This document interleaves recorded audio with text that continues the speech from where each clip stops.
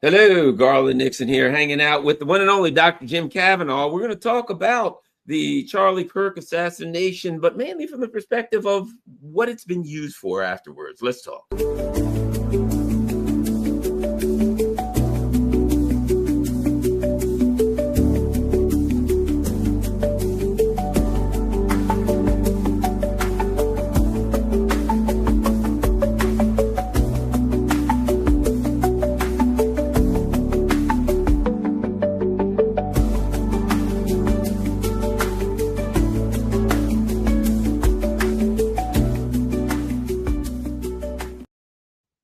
Hello, Garland, Nixon here. We're hanging out with, there we go. I wanted to make sure I changed this. I originally had one name for this episode and I didn't have Dr. Jim Kavanaugh's name. So I changed the title and there we go. At least on, maybe not on Facebook. You know, Facebook is weird.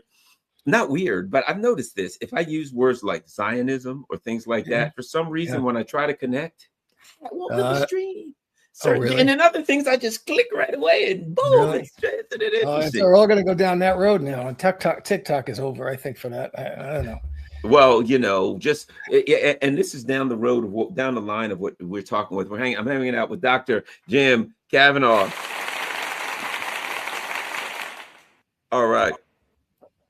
So, but one of the things we're going to talk about tonight is the Charlie Kirk story. You know, it's a man was killed, a young 31-year-old man. A terrible thing happened, you know, and there's a lot of discussion about it. So before we get going, because one of the things we like to talk about is what's happened afterwards, what it's been used for. You know, Charlie's gone, and his, as they would say, you know, my dad would say, or parents would say, it being, you know, very, you know, they were religious Southern Baptist people. His suffering is over, right? But ours is yet to begin. And you know, how it's going to be used, you know, how they're going to take Charlie Kirk's life and weaponize it, as it were, and his death and weaponize it. But let's get started. Before we get started, you know, Jim, we've been through RFKs and JFKs, Martin Luther Kings, and where people, what the hell? You know what I mean? 9/11s, where people look at it and say, what the hell's going on here? And of course, you're a crazy person. Remember Seth Rich? If you said, hey, wait a minute, wasn't he their tech guy? And somebody stole their stuff and could have been him. And then he was shot. You're a crazy conspiracy theorist. Don't go anywhere with that. This is a story that writes itself. If you look at the assassination, I don't care what you may want to think. On its face, you're like, okay, you had an assassination. You have a person who allegedly did it that they've caught. And supposedly the guys, I don't know, they're pretty sure he did. I don't know how. And every day something else pops up where it's like, okay, he drove there 4 hours beforehand. Allegedly, we're told 4 hours before he drove there, but 31 minutes before the shooting, he was seen wandering around in a neighborhood a half mile away. So he drove there, then he wandered off. Yeah. And then he wandered back. Yep. Climbed on the roof. He took guns apart. He changed clothes multiple times. I mean, this guy was really into fashion for some reason. And you look at it and you're like, you know, I don't want to sound like a crazy person. And then there's people that really didn't like him that would be much happier if somebody was in charge of this organization, say some guy like, I'm just throwing a name out there, Ben Shapiro. And then Ben Shapiro's in charge. And you look at all of it and you're like, you know, there's some Zionist guy running around saying, kill me, I did it. What the hell?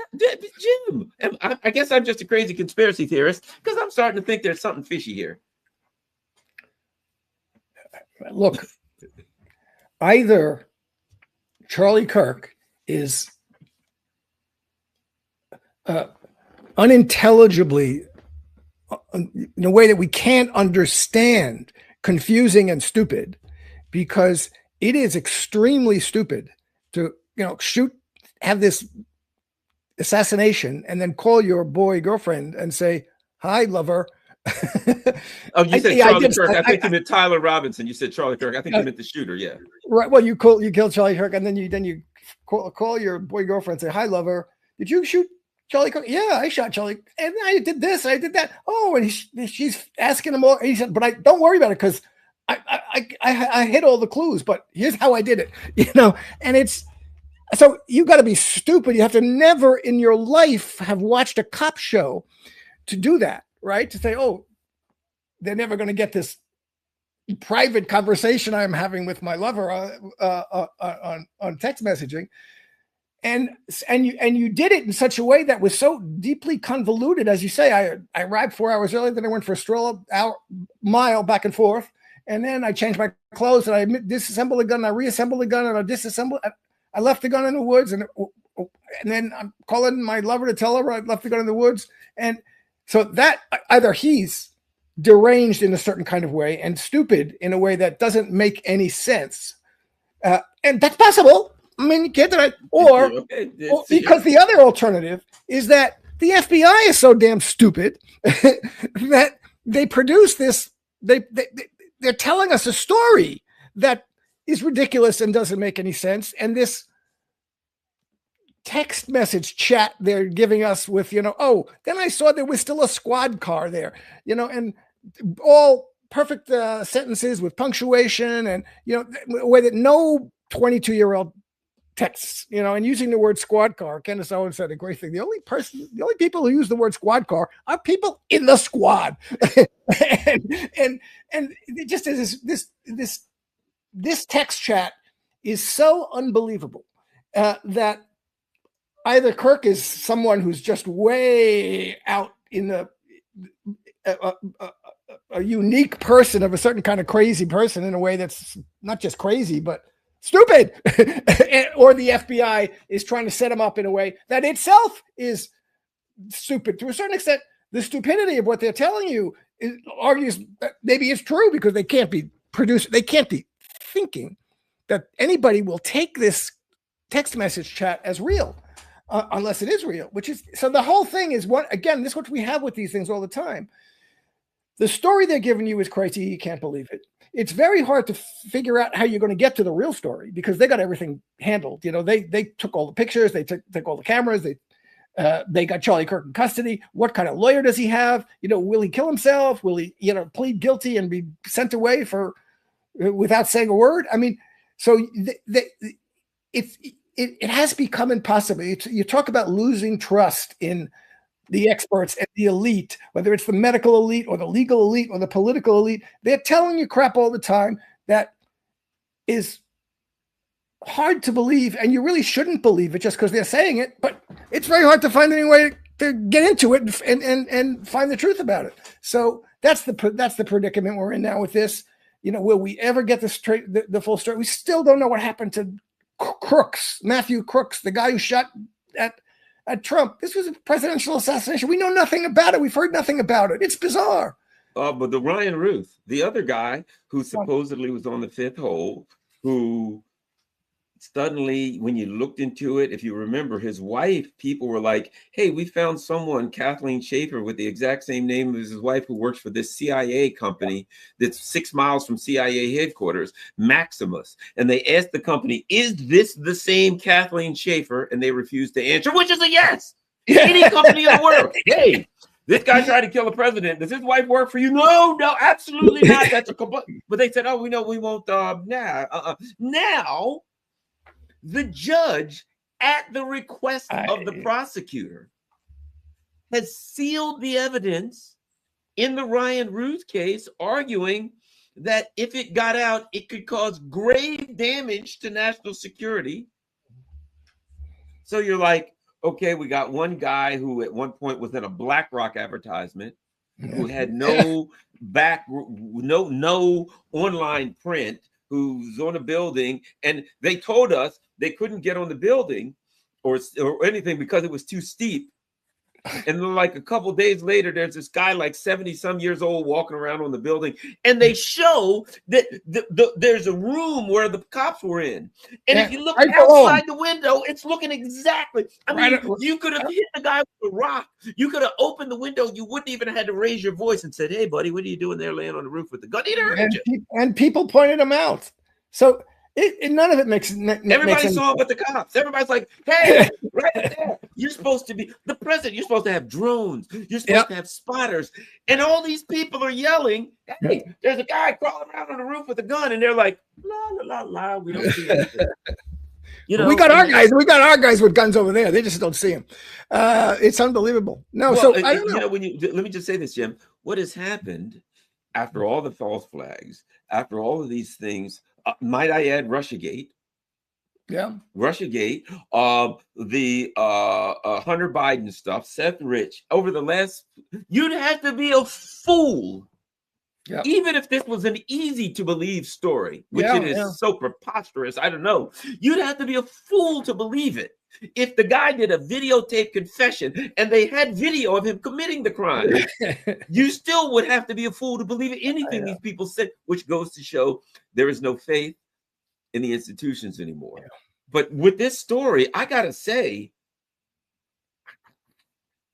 I'm dumbfounded. I've never seen anything like this in my life. Well, you see ridiculous stories. I mean, the Kennedy assassination was a ridiculous story. We saw, you know, and you got to go to the RFK assassination. You saw that guy shooting at Sirhan shooting at RFK. Everybody thought, oh, as you say, I saw it. And he did not kill RFK. He didn't. I mean, I didn't realize this for many, many years. People should read Lisa Peace's book, P-A-S-E. But there's no question about it. RFK was shot from behind within an inch of his neck. Sirhan was never behind him and was always feet away from him. And so there's somebody else that was standing there. And where are all the evidence has been disappeared and lost and blah, blah, blah. And so it's extremely difficult, as you say, to even if you had a picture of him shooting, there might be that might not have been the bullet that hit him. Where's the bullet? And it could have been a blank gun. It could have had no bullets in it. This message chat is the strongest evidence they have. That damn thing, which sounds ridiculous to everybody. They don't have any forensic evidence. I don't know, unless they're hiding it. They don't have a bullet. They can't match him to. They don't have a bullet. Good. So how could they even get an indictment against him? Until this message chat came out, I was saying, how are they going to get an indictment this guy? Because he told somebody. Because there's hearsay, because he said, I did. Did he say that really flat out? Well, no, he wrote it on a note that we don't have, but we know what the note said because of our aggressive interrogation techniques. We've been beating it out of his girlfriend. So it's the weirdest set of, the evidence is terrible right now for a conviction on if I'm sitting on a jury, convict this guy based on that. We got blurry footage that I don't know if it's him. It could be, looks a little suspicious. And knowing what they can do with AI today, I don't know that that's him. Then you got him at freaking Dairy Queen, wandering around there with fries and a drink like there's nothing going on. La la la. Yeah. With a I don't know what item of that was the T-shirt that he's supposed to be changed into or changed out of. It's just ridiculous. I mean, and the gun. I mean, that you see pictures. I saw videos of guys taking that gun apart. It's not easy to do. You need two tools, and you need time. And it's long. It's a 40-some inch barrel. You can't just stick it down your pants. When you're walking up and down the stairs, you see him walking up and down stairs, flexing his knees. He couldn't. When he's walking in that, whoever it is that's walking across that neighborhood, clearly is walking as if he's got a stick in his leg. But you see this picture they say is Robinson walking up and down the stairs with his backpack. The backpack is not big enough to hold the barrel of the gun, and he's walking flexing his knees up and down the stairs. Doesn't have the gun in his pants. So where's the gun? And why would he take it apart and put it back together? Take it apart and then put it back together. And we were talking before, if you put that together on the roof, it's not sighted correctly. Then you have to re-sight that gun and rearrange it so that it's going to work correctly. It's one shot, boom. There's a camera that was sitting right there behind Charlie Kirk. Where is it? They took the camera down. Turning Point took it, but I don't know whether the cops have it. Why don't we see? Well, first of all, let me say this. Okay, again, that's what I did, right? I can tell you this. As soon as that happened, one of the first things you learn in law enforcement, one of the most basic things that I taught to the basic recruits, preserve the crime scene. Lock You down the come crime across scene. a body, a dead, this or that, blah, blah, blah. Number one, put your yellow tape around. That nobody goes anywhere near the crime. Number one in law enforcement, preserve the crime scene. There's been a shooting. And you mean to tell me that some guy's taking the cameras and the cops? Okay. The whole place was crawling. They dig it up and they're putting friggin' pavement down. Yeah, they let TPS turning point people into the place. They rummaging around. They didn't secure the crime scene. And I was not a career cop, but I watched CSI. Yeah. And I watched Law and Order, and I know that that's the first thing you do. And yet you have a major assassination, and they don't secure the crime scene, and they let people go all over and take the camera that was there. They let them take the camera away. It's bizarre. It's. And why did they take the camera away? I don't know. Okay, I'm working for Garland, Nixon Incorporated, and somebody's there, and somebody gets shot. I'm not going to say what happened. Our employee, our CEO got shot. What do you want me to do? Well, the first thing you better do is get rid of that damn camera. Get that camera, bring back to us. I'm going to call the cops. We need to catch the guy. Hey, guess what? We got camera footage. Let me get over there and let me get you the camera footage as quick as possible. I'm not going to say take the camera down. Yeah. Oh, by the way, make sure you dig up the area around. There could be DNA evidence or something and put down pavers. Are they digging it up? Yes, they dug the crime scene up and put down pavers. Like you do when you're trying to hide something. Yeah. Okay. This is the point, that I made in the article I just published, which is, this is an event that they're turning into something. They don't care.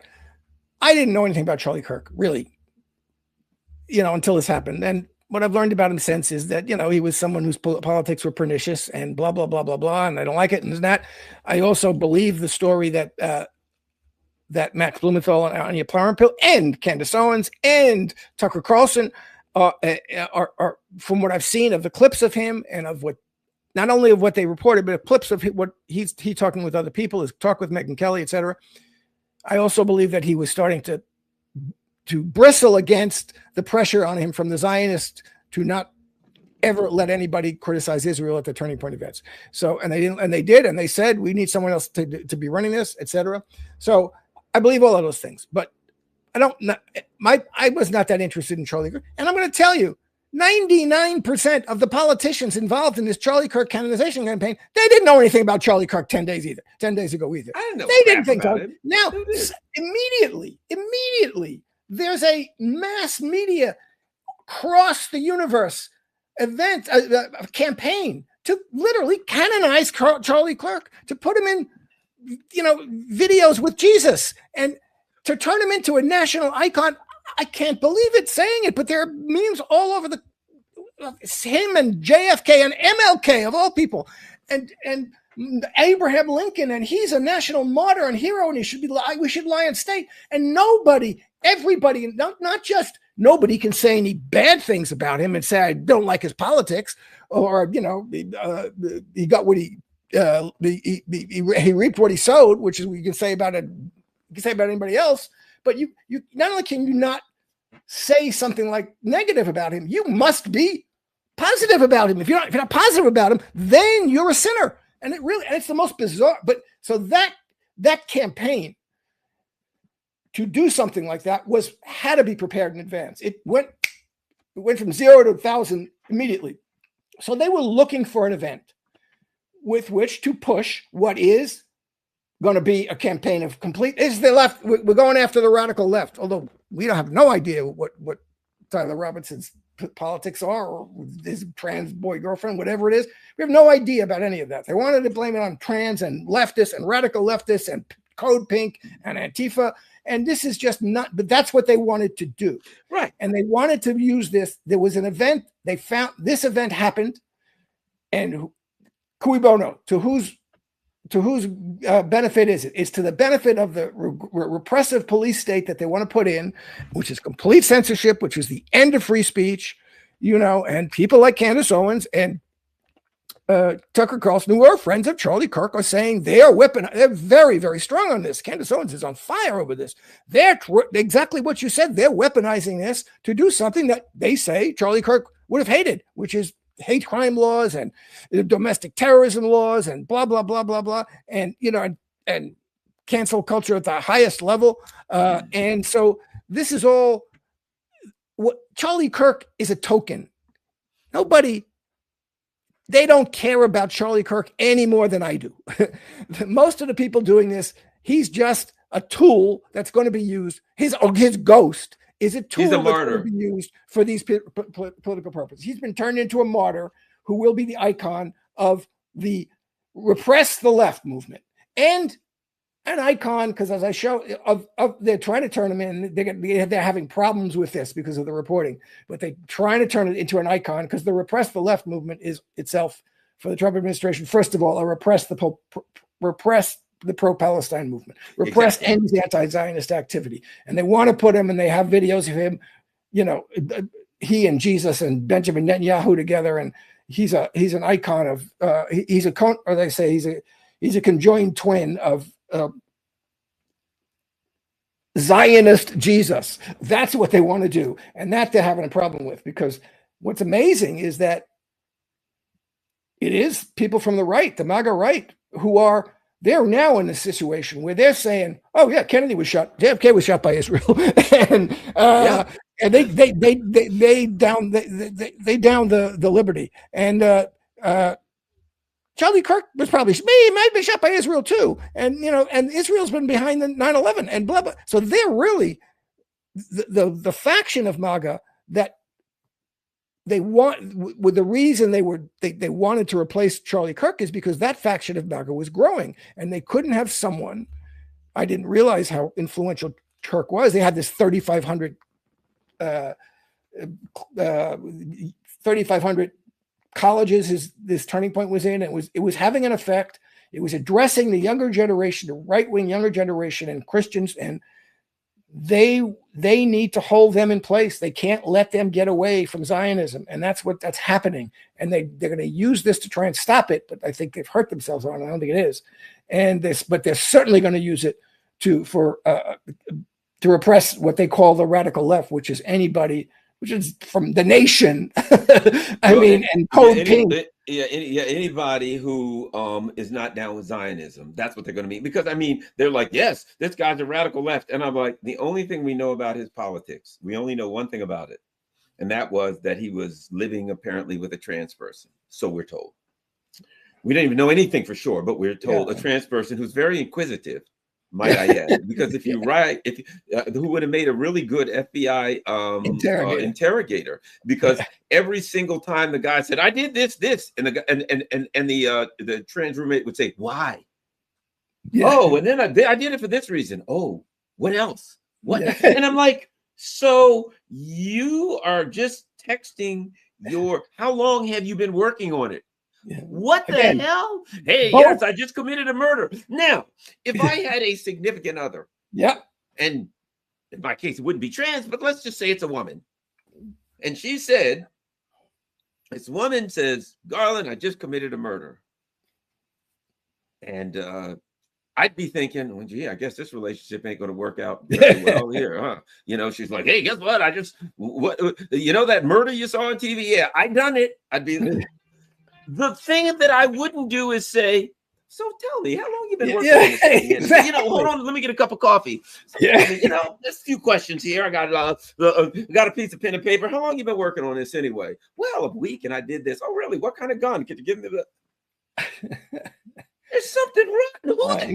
It's not just that he has to be stupid. She has to be stupid too. If my wife called me and said, I just shot somebody, killed somebody, I'd say, and texted me, I say, first of all, put down the damn phone. Exactly. You're not, if you're concerned about someone, maybe she had a good reason to kill somebody. I don't know, but I want to find out off the phone. Don't text anything. Get a lawyer and don't answer any questions without your lawyer present, and your lawyer's going to tell you don't answer any questions. Yeah, and he tells her anything else. He tells her don't answer any questions. But I've just laid out the whole story that you're not going to have to answer any questions because I put it out for the cops to find. So everybody involved in this has to be and is.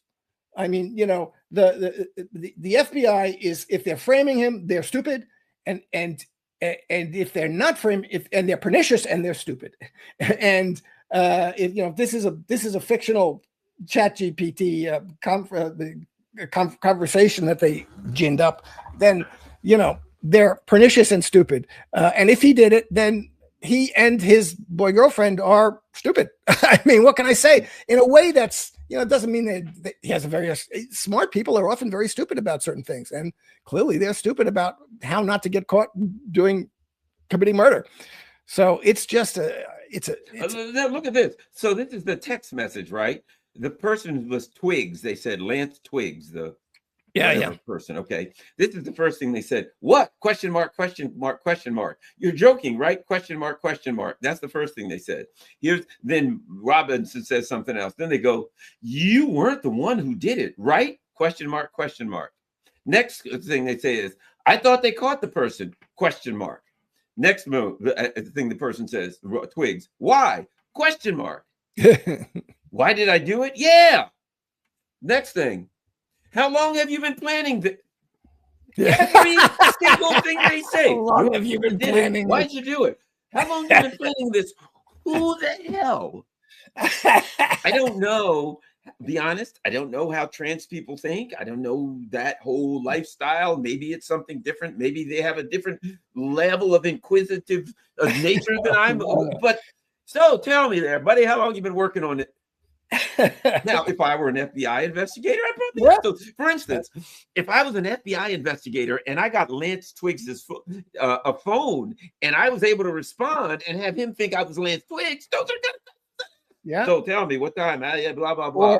Or Lance Twiggs was a handler. If Lance Twiggs, who is being very cooperative, was kind of set in place to.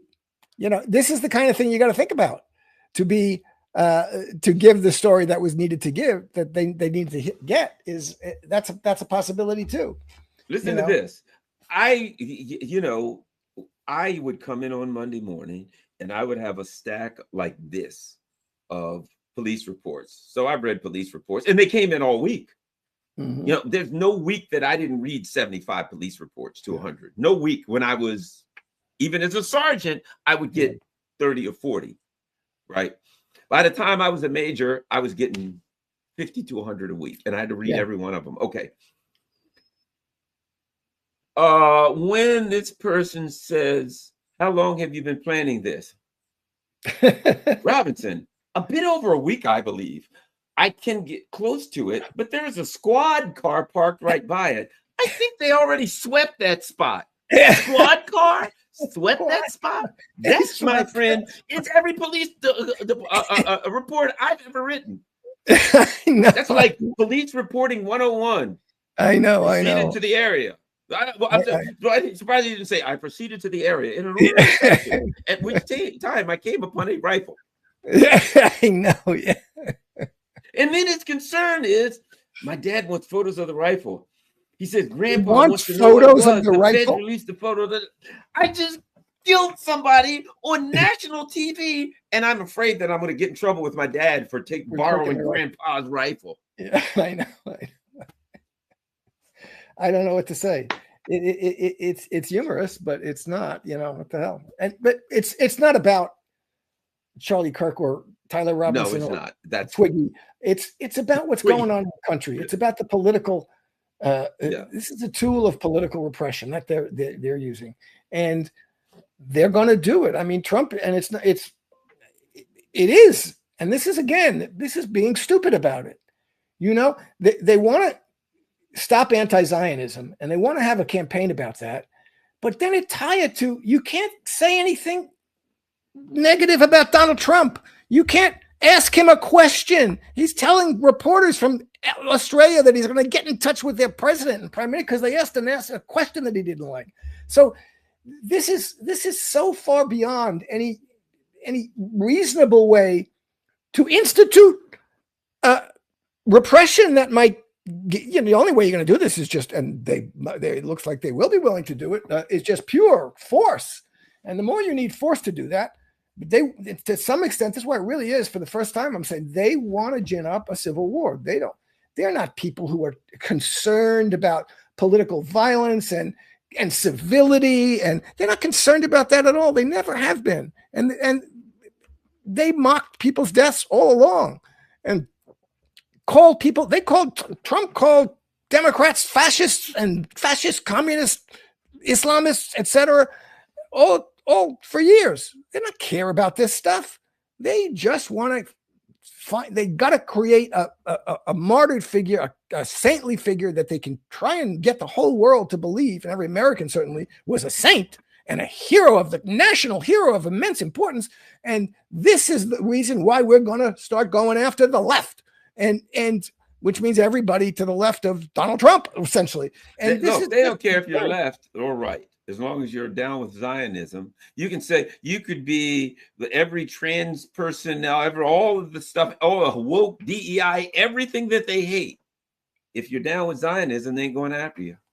Yeah, you're like, well, I'm with all the woke stuff. Okay, how do you feel about Israel? Israel all the way. We love Netanyahu. Okay, you come right this way. You're free. What about you? You're going to jail. Yeah. And here's the thing, Jim. To me, of all of this, there's a level of futility because the people are sick and tired of this crap. Reasonable, everyday people who even went along with it because, like, I think Charlie Kirk was a tool. You know, he was a young guy and he benefited them and he was a tool, whether he knew it or not. I think he started to realize he was a tool and might have started pulling back. And that could have been very costly for him, if you know what I'm saying. But my point is, because what the Zionists doing is so barbaric. They are so barbaric. The level of hubris that they says, yes, we're going to kill. Yo, we're sure we'll kill anybody we want. Nobody. We'll bomb. We'll do anything we want. Nobody can stop us. We're the chosen people. You know, they do this stuff to a point where people are just starting to throw up in their mouths. You know, they're just like, people who are like, yes, I was down with Israel, but geez, they're shooting kids, starving people, machine gunning people when they have little girls hiding hijab. What the hell? It's getting to a point where people just can't stomach it anymore. And now it went from, yes, we love Israel, but everybody join into, okay, well, now people won't take it anymore. That's okay. We'll beat the hell out of you and lock you up. Yeah. Look, they are definitely, they've lost the narrative game. They've lost the ideological narrative war in the sense that everybody's sick of this. And even that was the problem. It was down to like 25, 22% of the under 35 Republicans who were pro-Israel as opposed to pro-Palestine. So that's what they want to stop. They want to stop that. But at the end of the day, they don't care. As long as they have the American political elite in their pockets doing what they want and supporting anything they do. And they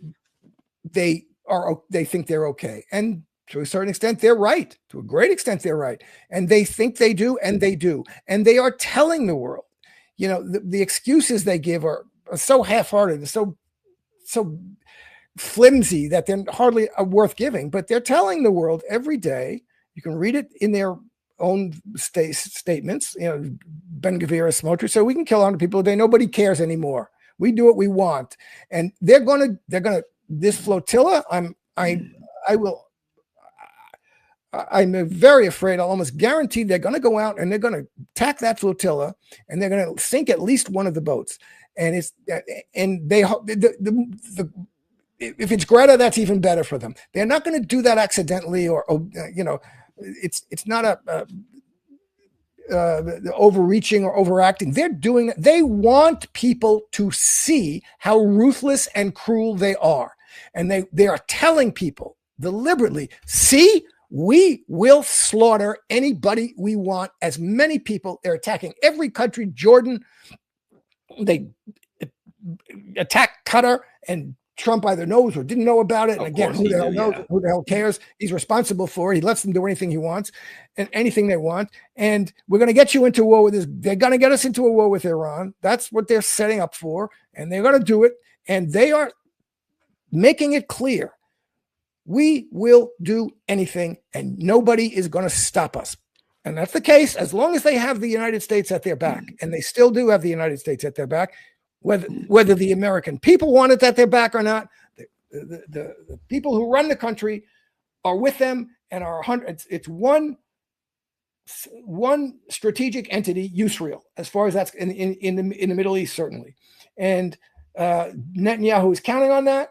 He's right to count on that until we stop change it in the United States, which was going to require a fight, and they know it, and they're preparing for that by creating a police state to put down any kind of opposition that that threatens to be effective. So it's a very dangerous time we're in, and it's a horrible time. The Palestinian people are being slaughtered. This is, you want to know what you would have done during the Holocaust, it's what you're doing right now. And this is at least as bad as the Nazis. They are.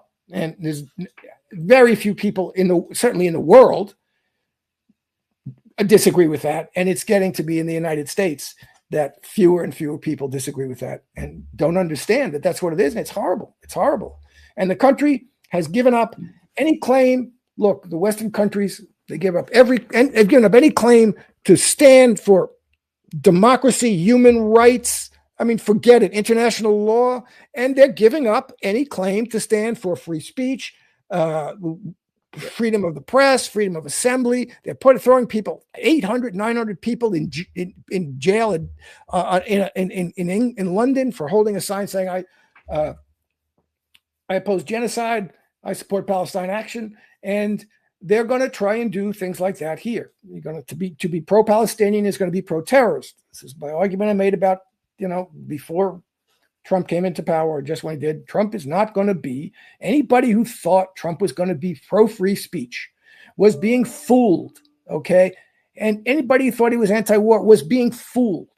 And he is not anti-war, and he is not pro-free speech. And he's just there to do the job, first of all, of the Zionists, and secondly, of the American billionaire class.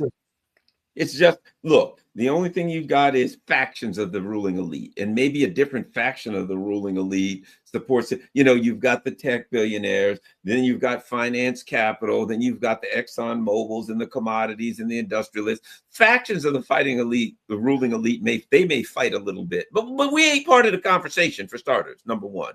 Number two, Israel's at the top of their list. I mean, you had, what happened? It just kills me. We went through COVID, where, to me, fascism, you lock people down, you tell them they can't leave home. Then you say you have to get the you-know-what. And if you don't get that, then you can't have a job, you can't get on the train, you can't go in a restaurant, all of this crap with absolutely zero scientific support behind it. If you so much as say, well, I don't know if that's a good idea if I get the job, you're thrown off of Twitter. Then we find out that the Biden administration was literally contacting Zuckerberg. Zuckerberg testified. Well, it was on Joe Rogan. He said they were coming after me saying, you have to throw this person off of Facebook. And I was saying, but we looked into it and everything they're saying, it was true. Throw them off anyway, or else we're going to start investigations against Facebook. Yep. So they were strong arming, not that they had to that much. They're strong arming Facebook. They're strong arming Twitter. So we get this fascism under Biden, and we get this, remember this? We've got to go after domestic terrorists.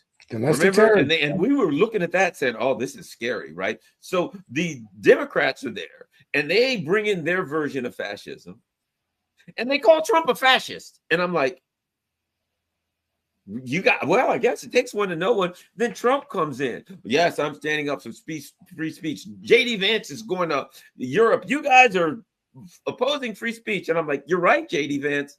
But you just have different things you can't say. But no matter, both of them are, if it's Israel or Zionism. Oh, absolutely. That's where we are. Yeah. No, it's absolutely true that the Democrats paved the road here very clearly. They went after, I just saw a clip of AOC saying she was trying to get Tucker Carlson taken off of television. Yep. Adam Schiff was trying to get Tucker Carlson taken off of television. They got Donald Trump taken off of Twitter. That's right. They got him taken off of Twitter, the president of the United States. When he was president of the United States, they went after everybody the January 6th people, they decades in jail for protesting in ways that people have protested for decades in this country. They went after Democratic attorney generals in Georgia, Cop City protests, RICO prosecutions against protesters. So this is all. I remember the Uhuru.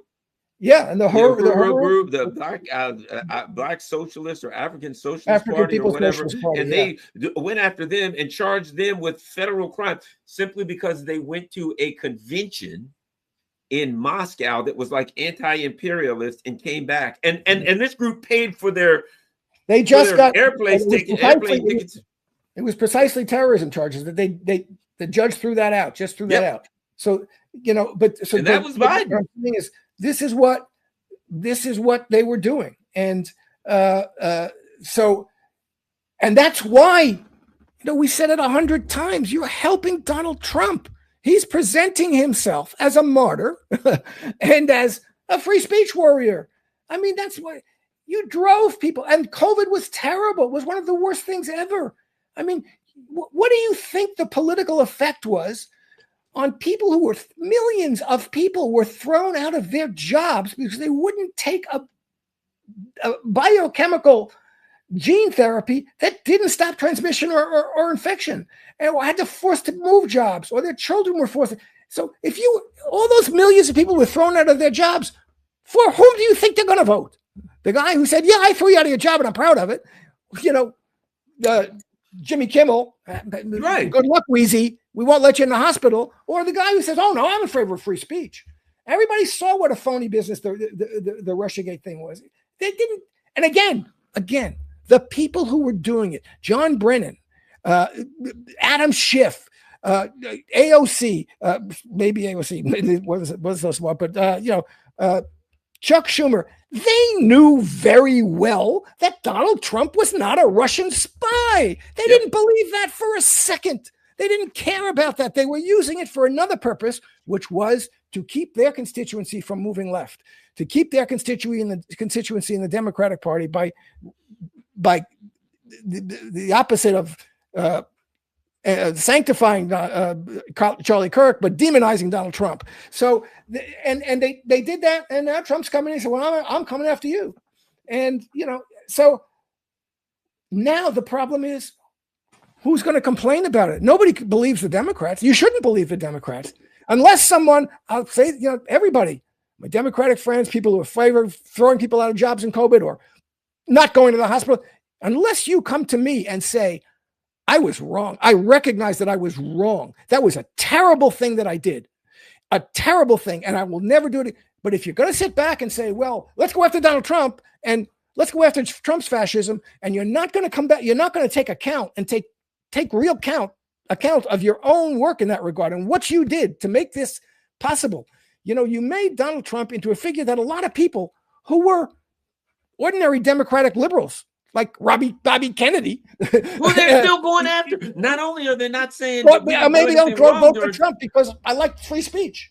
Not only are they not saying we did anything wrong during COVID, they're attacking Kennedy when he says, we need to look into these vaccines a little bit, and perhaps we should question Big Pharma. Yeah. Bernie Sanders attacked him like a crazy person. They literally wanted to grab him by the throat and choke him out. They just weren't allowed to, become a mob and hang him. And I'm like, I got my issues with him when it comes to Zionism and all that kind of stuff. But the man's trying to look into Big Pharma. Get out of his way. Everybody, we all want Big Pharma looked into. Yeah, so they still, if you look at them, they're still shilling for Big Pharma to this day, but telling us that Trump is the fascist. And I'm like, no, you're all a bunch of fascists. Yeah. And you guys opened the damn door to it. But the thing we get back to is this. 9/11. Within days, they had this 300-page document called the Patriot Act, and we know damn and well they didn't write that in 3 days. It was all queued up and ready. They had all of these things queued up and ready. 9/11 hit, boom, there we go. Our fascist wet dream. We're gonna do. Well, Charlie Kirk has died. Now, what are they saying? Oh, well, I guess we'll have to crack down on the left. First of all, you said the guy was living with a trans person. That's all I know about his politics. How the hell does that make him left? Yeah. If that's the definition of left now, Yeah. what about people like me who are like, hey, I stand for organized labor? Do we know if this guy's I'm opposed, I'm anti-war, all those things that were traditionally the left? I don't trust the big corporations, don't trust the government, oppose the war, stand up for the working class. That was the left. The only thing we know about this guy, we've been told about this guy, we don't know a damn thing, is that he supposedly lives with a transitioning trans guy who wants to deal with this whole definition of a woman crap. I don't even know about that. But they take that and say he's some kind of a trans activist. And that alone, that is a definition now of the left. Yeah. If there's not a gay right person, a conservative person on earth. You know what I'm saying? That's the definition now.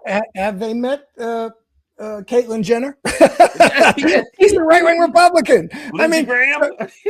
So what I'm saying is, this is the left is, for us, class-based. This is historically, the left is as a leftist, what I want to do is take control of the society and the economy and the politics of the country by the working class, by the great majority of people who have nothing, who only survive by selling their labor to other people, to the capitalist class. And we want to take control of the capital wealth of society from the capitalist class.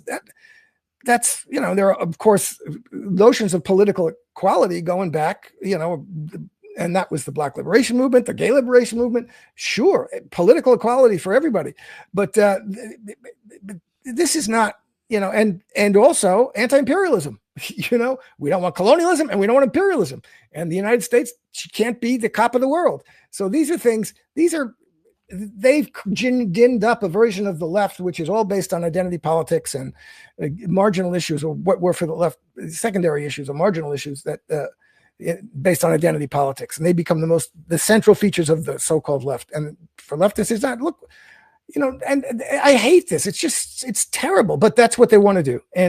And that's what they're going to do. And they're going to bend everybody to what they're really worried about. And Candace Bergen, I saw her yesterday saying it. They don't want us coming together to fight the billionaires. They want us fighting each other over trans or over Code Pink or whatever. I mean, they want us fighting each other, and they don't want us Proud Boys or something like that, or they don't want us coming together against to end American support of Israel, and they don't want us coming together to end the billionaires' control of society. And that's what they're going to use this to put down at as regressive possible policies as they can. They have what they're going to put out. Like the Patriot Act, what they're going to do is put out a thing, making it legal. This business of domestic terrorism is going to be written into law because it wasn't really in law. And they're going to write this into law. Domestic terrorism, anybody who supports it, anybody who has anything to do with it, anybody who watches the wrong TV or has the wrong people in their home, that's what they want to do. They have their own version of the accelerated Patriot Act, and which was Joe Biden helped her. Joe Biden praised the Patriot Act. Joe Biden took credit for it. Joe Biden took credit, I think, after the Oklahoma City bombing. He put out a bill against some kind of domestic terrorism thing or some kind of anti-terrorism bill. And that's what it did. The terrorism after 9/11, they were able to go after everybody, including killing Americans. Yeah. Obama killed American citizens with extrajudicial, no trial, just like Trump is doing to these poor people in the boats in Venezuela. Anwar al-Awlaki and his 16-year-old son. So he had a Murder Incorporated. He sat there with John Brennan and decided which people to kill extrajudicially every week, including American citizens. And so now we have this Trump version of it. And Trump's much more crass and much more crude and blatant, and says things that, this isn't a Department of Defense, this is a Department of War. Yeah, he's right.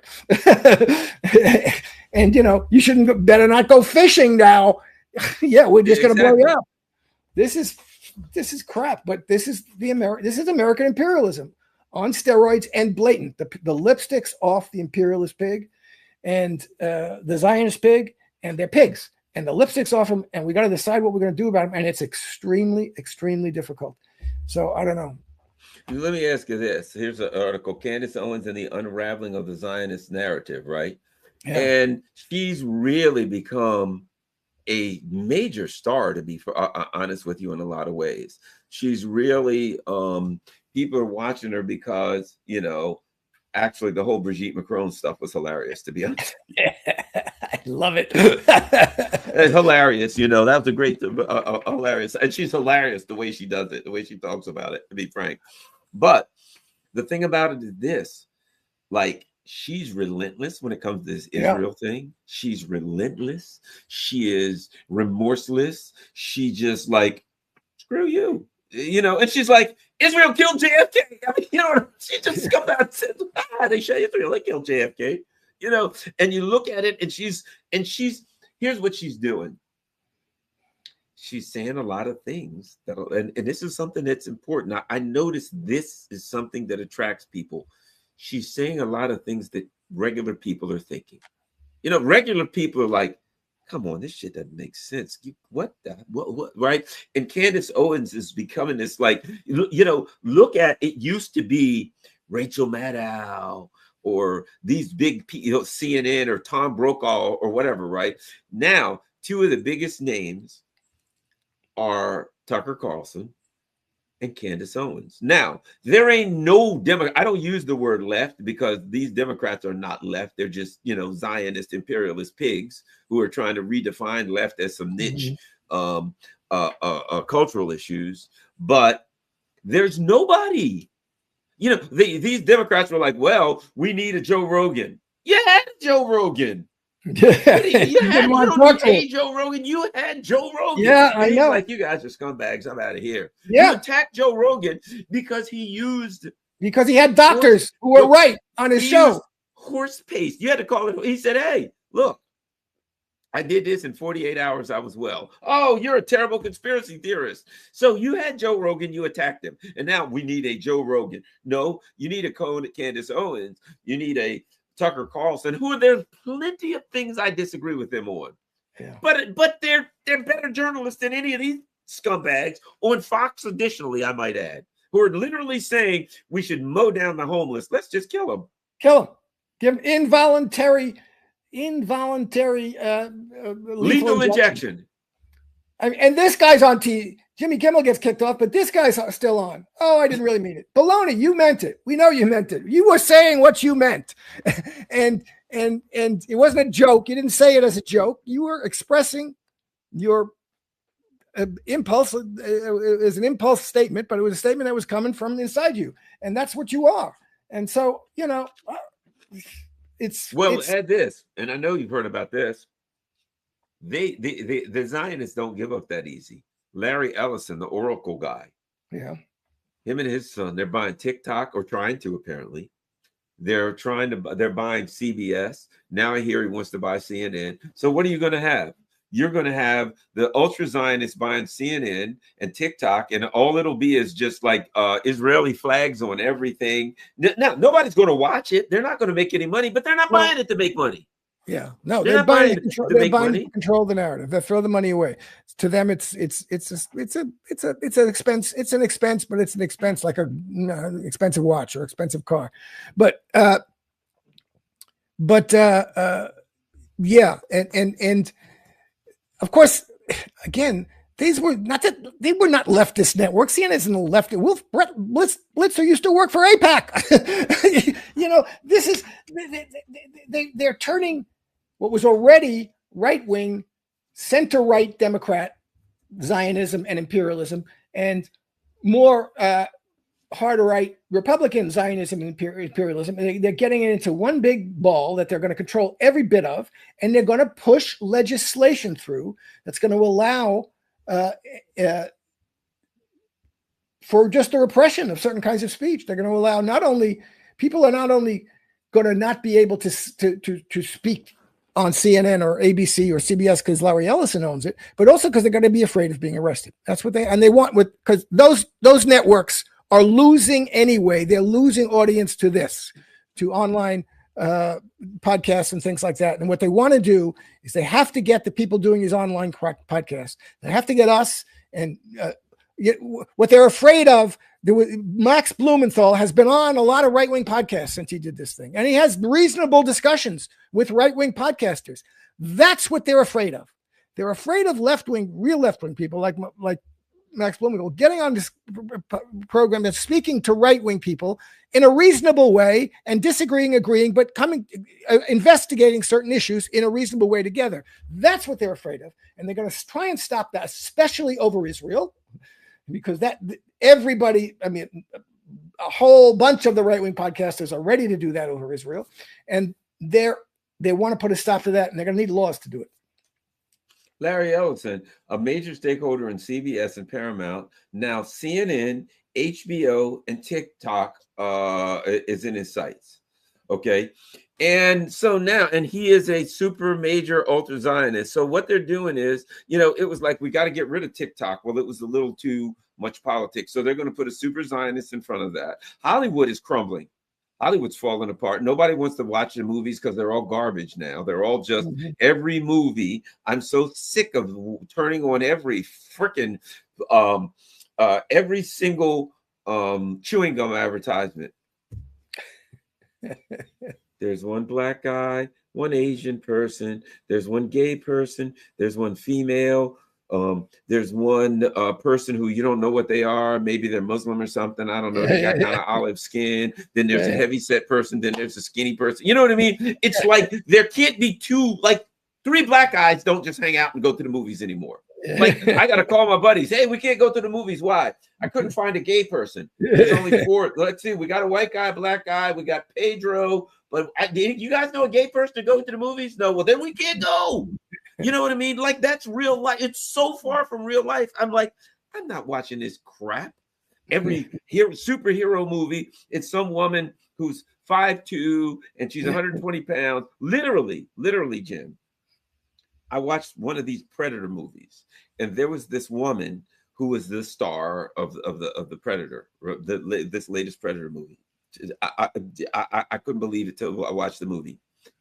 You watch the Predator literally, and he's a predator. He's a badass dude. He literally gets in a fight with a grizzly bear and kills the grizzly bear with his bare hands. Because he's the predator. Hey, great stuff. That's what a predator ought to do. That's my kind of movie. She defeated the predator with her bare hands. He freaking killed a grizzly bear, and then she killed him and cut his head off. At one point, she went into a hunting camp where there were 5 armed trappers. One of them had a gun. The other ones had knives. She was unarmed, defeated all 5 men. And I'm like, do you really think I'm going to watch this? So it's so gone that whatever that crazy woke stuff that they do now is unwatchable. But the Zionists now, they don't care, because there will never be a word against Israel spoken in Hollywood on any movie. Well, lately there's been a couple of documentaries that have gone through, but they're going to put a screen speech over that. The one that won the Oscar last year couldn't get distribution. The Israeli Film Society gave their Oscar a couple of days ago to a movie about a Palestinian child who wanted to get to the sea, a Palestinian child who made his way through the territories to the sea. And the Israelis government ended all of its support for the Israeli Film Society, because the Israeli Film Society named that the best picture in Israel. That's going to be the Israeli contender for the best picture and best foreign film in Hollywood. So the Israeli government was so pissed off that they ended support to the Israeli Film Society for promoting a movie about a Palestinian child. So but there's a fight over that now. And that's good. They had like 3,000. It started with like 1,200, went up to 3,000 Hollywood people. 4,800 now. Good. Yeah. So we won't work with institutions that work with the government of Israel. Look, the tide is turning ideologically on that, and that's why they have to take control. They have to take financial control. It's true. The Ellison and Andresen and all the Zionists who take control of the media, the television networks, are going to throw everybody off who has anything critical of Israel. But we still have this online world that we can speak in, and we've got to be more aggressive about it. We got to be absolutely more aggressive. Know about all of it. No, Charlie Kirk is not a saint. He's just a mediocre podcaster who was promoted, who given tens of millions of dollars by a bunch of Zionists to create a right-wing political organization to influence young kids. And they were pretty successful about it. And then he decided to get a little bit, he was getting a little anxious about that. And now he's gone. Somebody killed him. I don't know. I really don't care that much who killed him or why they killed him, because he just wasn't that important a person to me. And I'm not going to pretend he was. and I didn't really know anything about him. And I will speak against Israel. And I will support politically the Palestinian armed resistance. I hope they defeat the Israeli army. I hope they win with their guns and they kill every soldier that comes after them, because they deserve to win, because they're the anti-colonial resistance.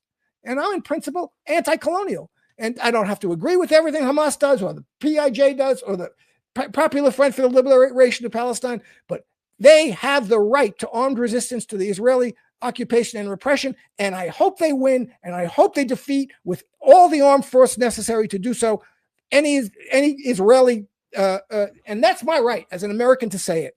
And I'm not going to back down on that. I'm going to get even harder on it. So, and I'm getting harder on the sense that Donald Trump doesn't know what the hell he's doing. He's a jerk and he's an ass. So, that's what he is. He wasn't a Russian spy, and he didn't deserve to be what Andrew Cuomo called was a political persecution in New York over inflating in real estate. But he's a jerk, and he's not going to do anything good for the United States. And look, when you look at Larry Ellison and he says CBS, CNN, HBO, TikTok, the whole 9 yards, here's the bottom line. They want to make sure that they have the same grasp on the media that they have on the political class. Exactly. Because they already got it. They want HBO, CNN, CBS. Well, they already got 99% of them, but they want the other 1% of control. But why? Because they already own the Democrats, the Republicans. They own the White House. They own the Supreme Court. They own the banks. They own the Hollywood. They own, you know what I mean? And it's like, well, is there one little corner? Because what they're doing now is so evil. And because regular people are rejecting it to a level that they are confused and they don't know what to do. And so now they're like, okay. And, this Gaza flotilla, I'm waiting to see what happens with that. What are they going to do? How violent are they going to be? I don't know. I don't know the answer. Now I see, I don't know if you saw it. Egypt and Turkey are doing a military exercise in the area of the Mediterranean where the ships are coming, and I don't know what the hell's going on. You know what I mean? I have no idea what's going on, but I'm, fear for the lives and the safety of these people, because they're dealing with barbaric animals, that they're up against. And, and let me add this. If you read the Israeli newspapers, it's packed with people. And guess what they're saying in Israel now? Have you been following that? They're saying, well, we want you to go ahead and make a deal, get the hostages back and end the war. Because their lives are living hell. Now, don't get me wrong. They're all a bunch of Zionist bastards, and they're like, yeah, kill all the Palestinians. But now their lives are miserable as hell. Yeah. And they're like, it was fine while we were just killing innocent people, but our lives are living hell now. So maybe we should end this stuff. Yeah. But guess what? The billionaire, super rich Zionists don't give a crap about them either. Well, they're cannon fodder too.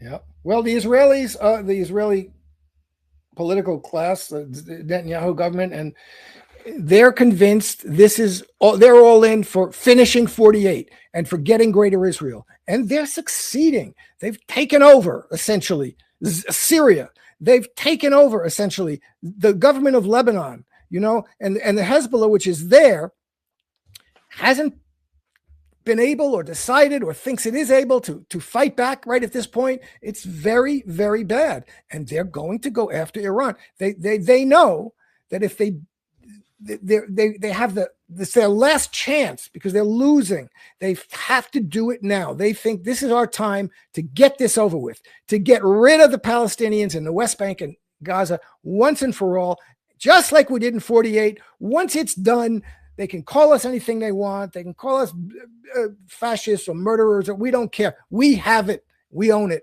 and we control it. And that's what they want, and they're going for it. And the American government is filled with people now They always were, but now they're even blatant and cruder and stupider. You know, people like Huckabee, you know, who are going on about Jews are the chosen people. We have to do everything they want. And Donald Trump, who obviously is being controlled by them and told us he was, you know, he got up and said, Adelson's there in the White House more than anybody else. I do everything they asked me to do. So this is even more so the case.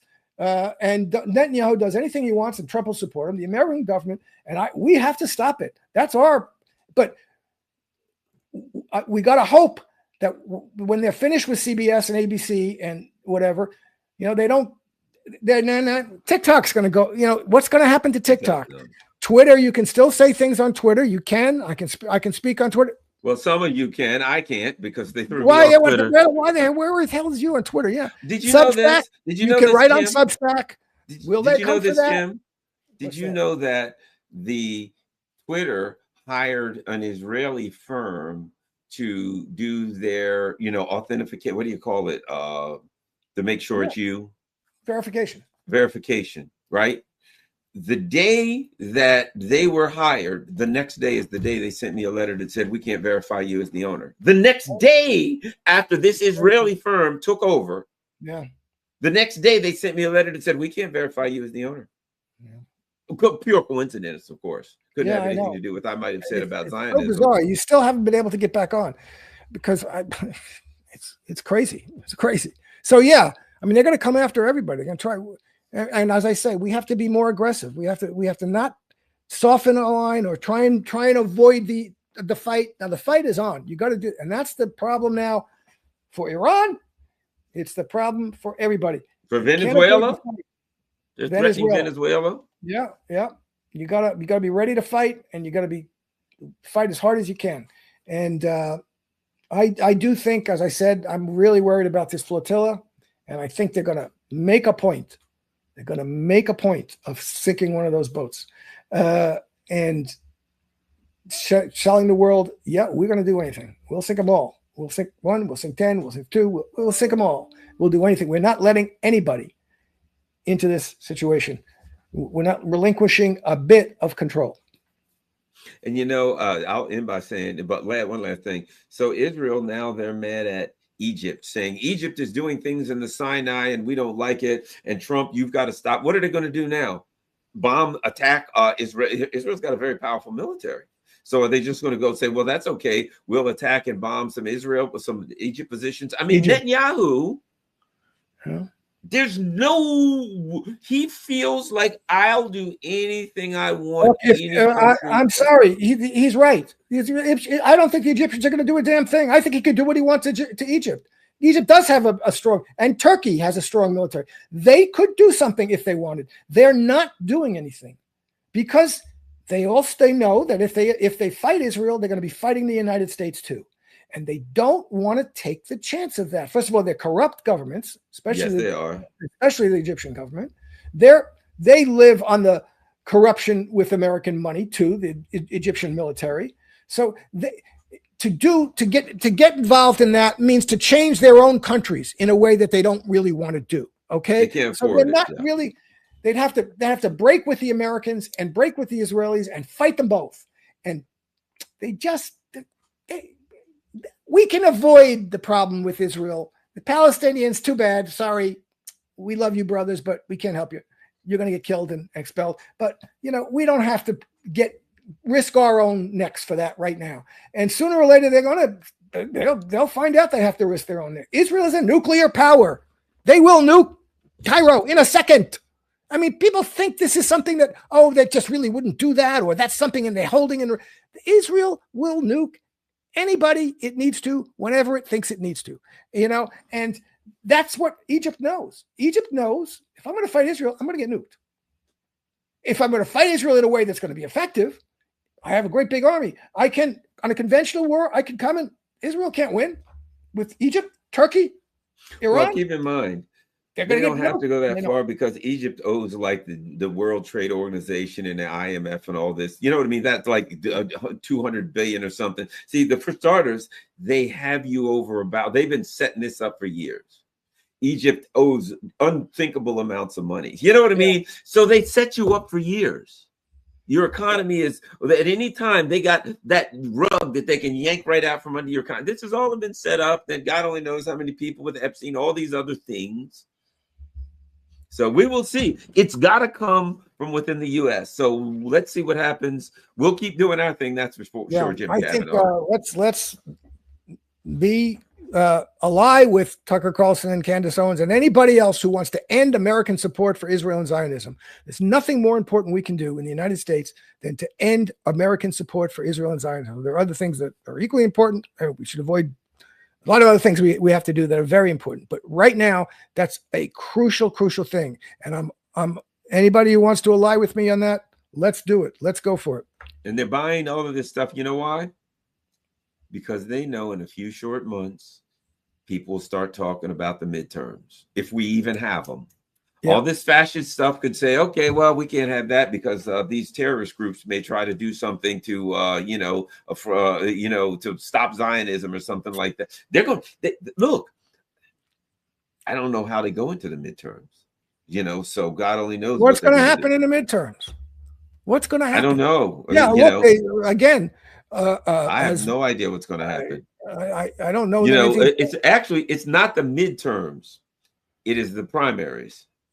But of course, they own these voting machines, and you and I know both what we think of those voting machines. Yeah. Hey, the good news, they leave out of the exit polls say you won by 30%, and you end up losing by 30%. Yeah. So this is the point. The electoral process is not confident. You can't be confident of it. You just can't.